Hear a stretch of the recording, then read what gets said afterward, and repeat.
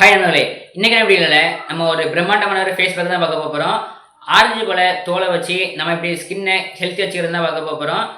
Orange பழ தோலில் vitamin C இருக்கிறதுனால நம்ம ஸ்கின்னுக்கு ஹெல்ப் பண்ணக்கூடிய கொலாஜன் அப்படிங்கிற புரோட்டீனோட செக்ரீஷனை வந்துட்டு அதிகப்படுத்தி நம்ம ஸ்கின்ல இளமையிலேயே ஏற்படுற தோல் சுருக்கங்களை கட்டுப்படுத்தும். அதே போல் நம்ம ஸ்கின்னை வந்துட்டு எப்போதுமே நல்ல இளமையாக வச்சுக்கும். நிறையவங்களுக்கு பிம்பிள்ஸ் நிறையவே இருக்கும், அதை வந்து கொஞ்சமாக கட்டுப்படுத்தும். கரும்புள்ளிகள் இருக்கும், அந்த கரும்புள்ளிகளையும் கட்டுப்படுத்தும்.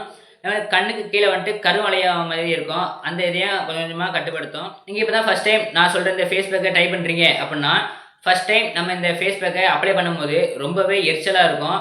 அதே போல் அது கொஞ்சம் காஞ்ச உடனே கொஞ்சம் கரெக்டாக. அதே போல் நிறையவங்களுக்கு நிறையவே பிம்பிள்ஸ் இருந்தால் அதுவும் கொஞ்சம் எரிச்சலாக இருக்கும், ரொம்பவே கொஞ்சம் எரிச்சலாக இருக்கும்.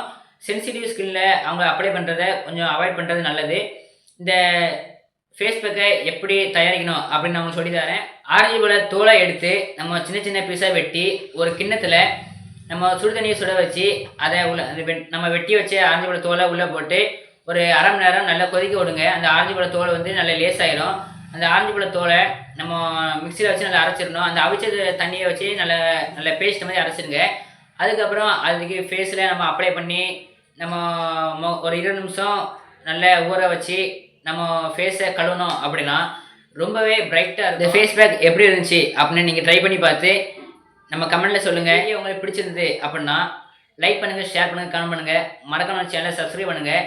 நீங்கள் சப்ஸ்கிரைப் பண்ணிங்க மட்டும்தானே நம்ம வீடியோ நோட்டிஃபிகேஷன் உங்களுக்கு வரும். நீங்களும் நம்ம வீடியோ பார்த்து பயனடையலாம். நன்றி.